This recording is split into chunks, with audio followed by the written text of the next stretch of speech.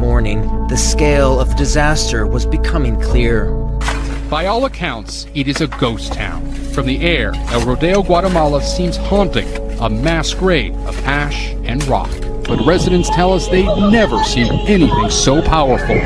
Where the volcano of fire has erupted, it is a humanitarian crisis in the making in Central America.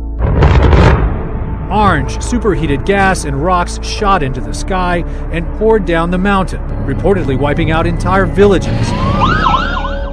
The ash from the eruption spewed to heights of nearly 33,000 feet above sea level and spread as far as Guatemala City, 40 miles away.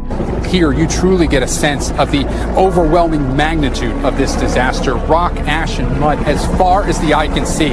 In an instant, towns, roads, and trees completely engulfed by a searing hot, lethal cloud. Sunday's 16-hour-long eruption was the most violent in more than a century. The scale of this disaster is simply too great. The images from the eruption of Guatemala's Volcán de Fuego on Sunday seem apocalyptic. Areas once vibrant and alive, now frozen by the ash.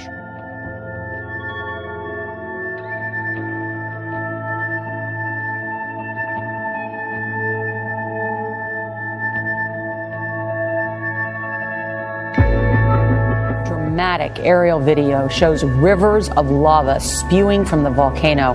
The massive flows wiped out the communities of Kapoho and Vacation Land. I've been in Hawaii pretty much my whole life, born and raised, and I've never seen an event this big. That volcano still smoking today. These latest images of fiery destruction, reminiscent of the eruptions that incinerated parts of Hawaii's Big Island last month. Mount Kilauea lobbing lava bombs in the air, shooting methane through cracks in the earth. That is unreal. While most of us were sleeping, the steady river of lava kept churning and consuming everything in its path.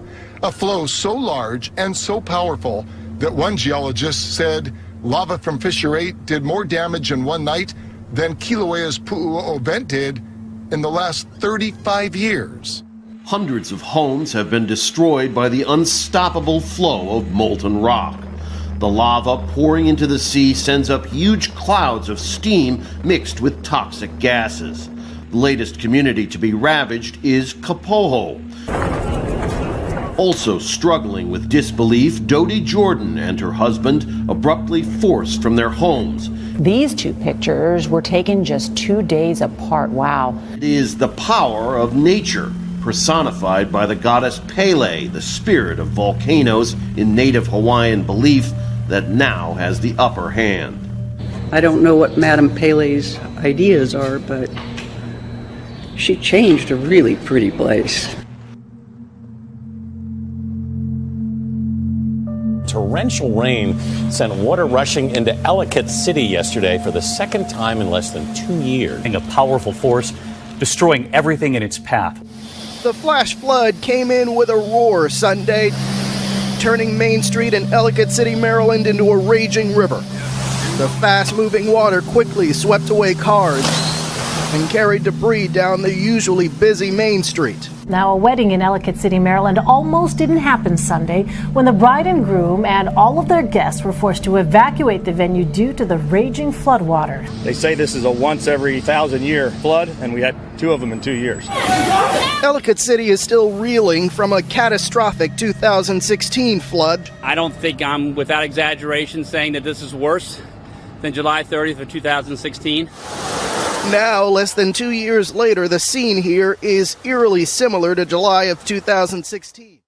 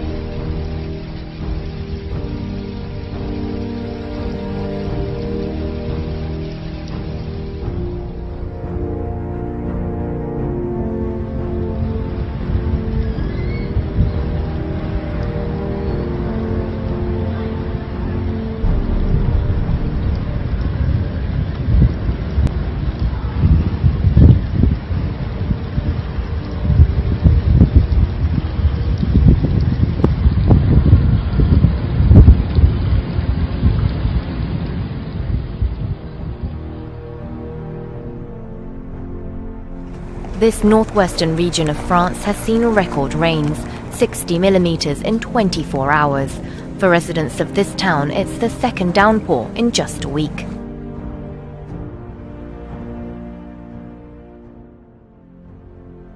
In certain places in Murang'a County, nature is adjusting what has been considered normal. Some residents have lost their homes, others their farms after deep cracks formed on the ground and split their properties.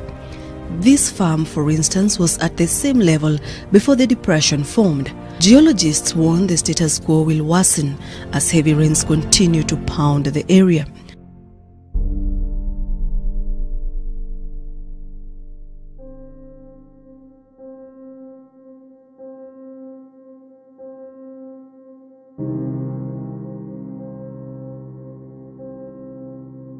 Is it a lens flare? Could it be a missile? Well, let's show it to you. Weather cameras snapped the photo on Kitsap Peninsula Sunday morning. There on the left of your screen, you can see there's a flash in the sky. The photographer saw the photo, zoomed in on the mysterious object at the front of it. Some say it appears to be some sort of missile launched near the naval base on Whidbey Island. Well, the Navy says there is no missile capabilities on base, and the object did not come from the base. Meteor experts say it wasn't a meteor, and other organizations like NOAA say they don't know what it is either. So it remains a mystery. Eamon Fish says tonight a sinkhole in the water led to a deadly boating accident. The sinkhole opened up in the Spring River below Sadler Falls in Fulton County. Saw families trying to honor their loved one who died in a kayaking accident over the weekend. It happened when a sinkhole opened up in the Spring River.